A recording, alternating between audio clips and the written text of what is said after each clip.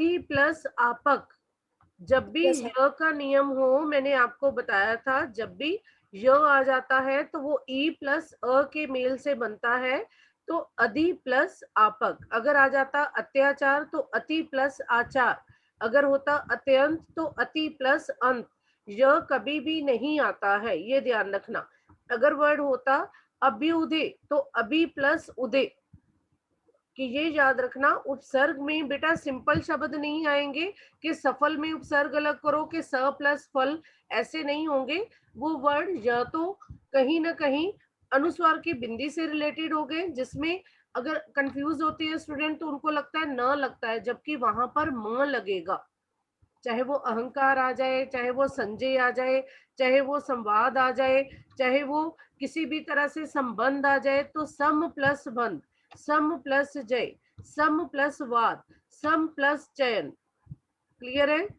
और इसी तरह से उपसर्ग में कि जहां पर य का नियम है, जब भी य लगा हुआ है और उससे पहले आधा वर्ण है तो ई। अब इसके बाद नेक्स्ट है, आपको विलोम लर्न करनी है, प्रायवाची और समरूपी भिन्नार्थक करनी है। चैप्टर में से गिल्लू चैप्टर में से किसी भी स्टूडेंट को कोई कंफ्यूजन?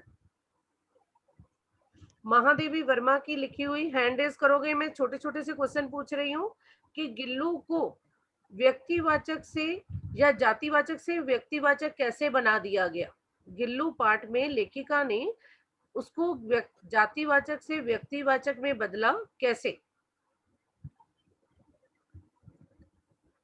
हाँ जी, हैंड रेज करो। कमल जी बोलो बेटा आंसर। Yes yes, ma'am. बोलो।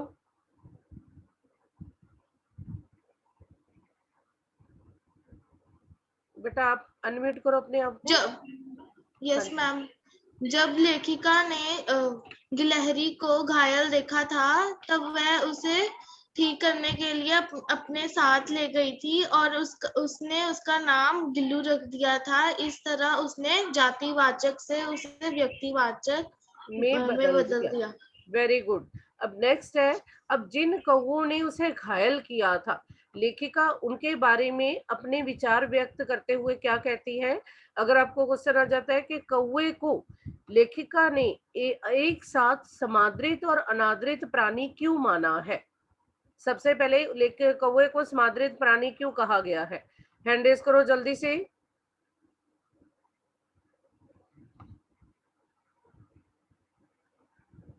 बेटा आपको, आप कह रहे हो चैप्टर क्लियर है, जस ओनली कमलजीत, बलप्रीत,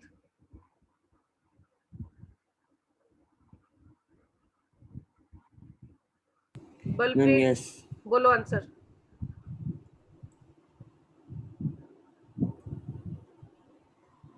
कुछ मैम भी कैन यू बोलो, रिपीट?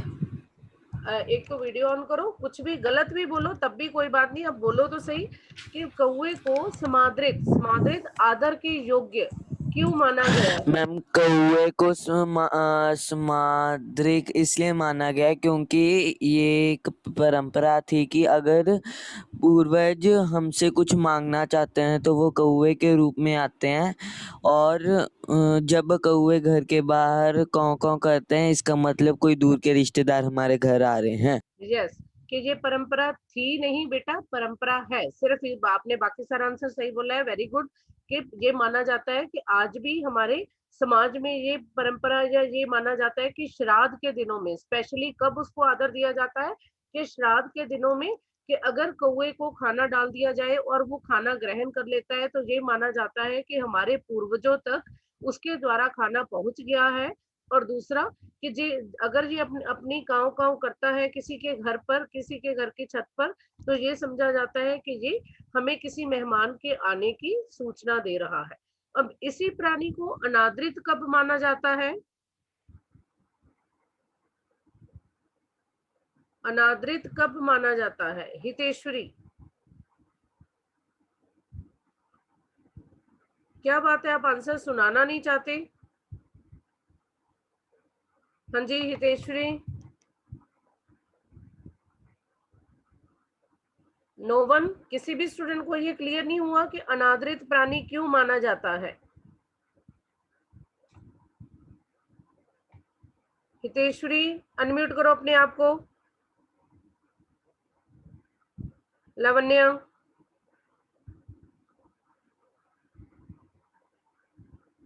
Yes ma'am. बोलो बोलते, वीडियो ऑन करो अपनी। मैम वीडियो ऑन कर रही हूँ मैम, आप आ रहे यस यस मैम। मैम कौवे को पाठ में अनादृत प्राणी अ, अ, अ, किस लिए माना जाता है, आपने ये बताना है। हाँ, इसलिए किया जाता है, कहा जाता है क्योंकि कौवा काव काव करके हमारा सिर हम शोर करता इससे है तो बहुत हमें, हाँ, परेशानी होती शोर है। करता है और हमारा सिर दुखने लगता है। इसलिए कर्कश वाणी किसी को कोई नहीं भाती, तभी ये अनादृत होता है। आपको ये आंसर जो है वो 3 मार्क्स में आएगा। मान लो ये क्वेश्चन आता है तो आपको इसको अपने शब्दों में डिटेल देनी है बेटा, कि ये नहीं कि एक लाइन में आंसर लिखा और सोचोगे कि 3 मार्क्स मिल जाएंगे, ऐसा नहीं होगा। हाँ जी, नेक्स्ट। यस लावण्या, आप आंसर दोगी बेटा। इसकी आवाज हमें अच्छी नहीं नहीं नहीं, अलग क्वेश्चन, अब ये उसने बोल दिया, क्लियर है। Next question Lavanya. लावण्या हाँ जी, अनम्यूट करो अपने आप को।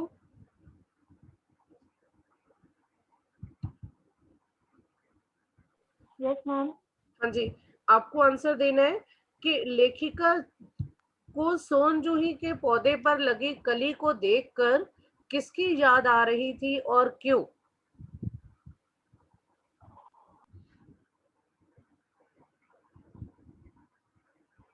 यस, हैंड रेज करो कोई भी स्टूडेंट। हितिका अनम्यूट करो अपने आप को। मैम लेखिका को सोनजूही की पीली कली देखकर उसे किसी छोटे जीव का स्मरण हो रहा था। वो मैंने साथ ही आंसर पूछा है क्यों। जब क्यों पूछा है तो आप इसको डिटेल दोगे कैसे, कि वो क्यों याद आ रही थी उसको। परनीत। मैम लेखिका को कली देखकर गिल्लू की याद आ रही थी, क्योंकि पिछले वर्ष ही लेखिका ने गिल्लू के मृत शरीर को उस जगह पर दफनाया था और उसे लग रहा था कि यह उसके गिल्लू का ही अंश है।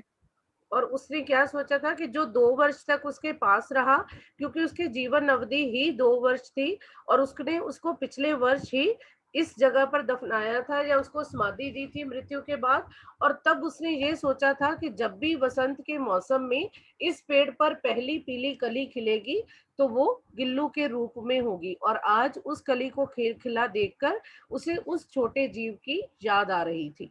बेटा आप जब आंसर लिखोगे आपको ये सोचकर लिखना है कि मैडम को कुछ नहीं पता इस चैप्टर के बारे में, और हमने उनको पूरी बात समझानी है कि क्या क्या, ये नहीं कि हिंदी, ऐसे साइंस जो भी आपसे पूछा जाता है आप ये सोचकर आंसर लिखोगे तो आपका आंसर अपने आप डिटेल में हो जाएगा, कि मैं इस लाइन को कैसे उन तक पहुंचाऊं कि उनको इस बात के बारे में सब कुछ क्लियर हो जाए।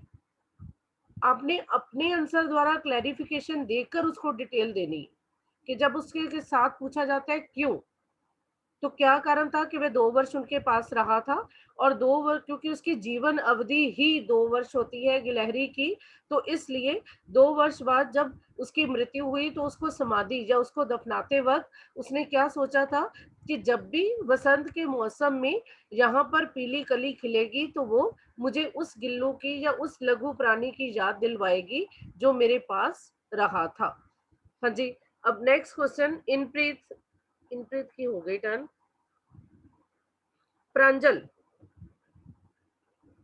प्रांजल। Pranjal Batra, 9th green, roll number 33। Yes, unmute करो अपने आप को।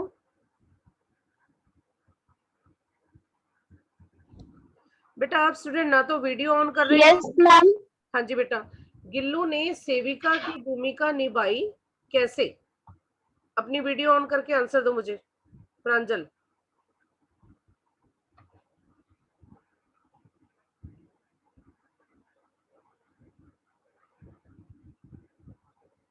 परनीत। परनीत वीडियो ऑन करो बेटा। मैम यस जब लेखिका घायल हो गई थी तो गिल्लू उसके पास ही बैठा रहता था और उसके बालों में हल्के हल्के पंजों से उसे उसके बाल सहलाता था और इस तरह उसने एक सेविका की भूमिका निभाई थी और लेखिका का ध्यान रखा था। यस कि अब वो एक गिलहरी है, वो और तो कुछ उसके लिए कर नहीं सकता, ना उसके लिए पानी ला सकता है, ना चाय बना सकता है, पर उसने अपनी तरफ से क्या कैसे उसके लिए एक परिचारिका सेविका की भूमिका निभाई कि वह उसके सराहने बैठा रहता जब वो मोटर दुर्घटना में घायल होकर अस्पताल से घर लौटी थी, और हमेशा उसके बालों में अपने पंजों से धीरे धीरे सहलाता रहता, और इस तरह उसके पास से हटता नहीं था, वो हमेशा उसके पास बैठा रहता जब तक कि वो पूरी तरह स्वस्थ नहीं हुई, और इस तरह उसने एक सेविका की भूमिका निभाई थी। अब इस चैप्टर में एक क्वेश्चन है कि उसकी मृत्यु के समय उसकी स्थिति कैसी थी?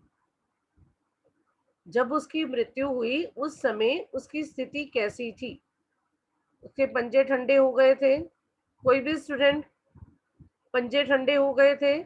उसने लेखिका की उसी उंगली को पकड़ लिया था जिसे उसने स्वस्थ होकर, जब वो घायलावस्था में उसको मिला था, या मरनासन स्थिति में, जब मरने के करीब उस स्थिति में उसे मिला था, तो लेखिका ने उसका इलाज करके उसको स्वस्थ किया था। तो तब उसने, जैसे ही वो ठीक हुआ, उसने लेखिका की छोटी उंगली को पकड़ लिया। तो अब उसी तरह उसने लेखिका की उसी उंगली को पकड़ लिया, उसके पंजे ठंडे हो गए, लेखिका ने उसके पास हीटर जलाया उसको गर्मी देने के लिए, पर किसी भी तरह से वो उसे बचाने का प्रयास जो कर रही थी न सफल हो सका। और सुबह की पहली किरण के साथ ही, अर्ली मॉर्निंग जैसे ही सूर्य निकला, तो प्रभात की पहली किरण के साथ ही वो किसी और जीवन में अपना सफर दोबारा से आरंभ करने के लिए चला गया, कि वो मृत्यु को प्राप्त हो गया। हाँ जी, दूल चैप्टर क्लियर है सबको? दूल चैप्टर में लेखक ने वास्तविक हीरे किसको कहा है? कमलजीत बेटा अनम्यूट करो। Yes ma'am. हाँ जी। धूल धूल चैप्टर में लेखक ने असली हीरे किसान, पहलवान और सैनिकों को कहा है जो अपनी जान की परवाह किए बिना हमारे देश की रक्षा करते हैं, और जो किसान है वो मिट्टी में मिलकर हमारे लिए अनाज उगाता है, और पहलवान भी अपने शरीर पर मिट्टी लगाकर उससे स्नेह भावना को प्रकट करता है, और इस कारण लेखक ने असली हीरे किसान, पहलवान और सैनिक को कहा है। क्योंकि लास्ट में उसने कहा कि हीरा वही घन चोट न टूटे। आपको मैंने कहा था इस पंक्ति का आशय स्पष्ट करने के लिए भी आ सकता है कि घन चोट की गहरा जो प्रहार करने पर भी, आप हथौड़े से उस पर प्रहार करोगे, हीरा जो है, डायमंड जो है, वो जो वास्तव में हीरा है, उसको जरा सी चोट करो, उसको जब तराशा जाता है, साफ किया जाता है, तो बड़ी आराम से उस पर चोट की जाती है उसको साफ करने के लिए, क्योंकि जरा सा प्रहार उस डायमंड को पूरी तरह से खत्म कर देता है। तो उसने कहा है कि हीरा वो, कि वास्तव में हीरा वो है जो घन चोट, जिस पर घनी से घनी, गहरा से गहरा प्रहार किया जाए तब भी वो टूटता नहीं।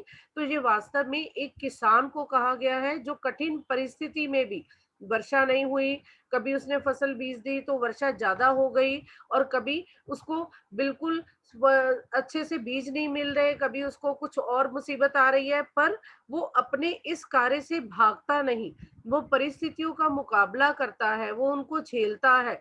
तो वास्तव में लेखक ने अपने पाठ में हीरा जो है वो किसान को कहा है कि वह कठिन से कठिन परिस्थिति के प्रहार से घबराता नहीं, टूटता नहीं, और वो दिखावा, और जो वास्तविक दूसरा डायमंड है वो तो सिर्फ चकाचौंध के पैदा करने वाला और दूसरे को अपनी सुंदरता दिखाने वाला है। तो वास्तव में किसान ऐसा नहीं है। दूल पाठ का उद्देश्य आ जाता है बेटा, तब भी यही आंसर है। चाहे अगर आ जाता है इस पाठ में लेखक क्या कहना चाहता है,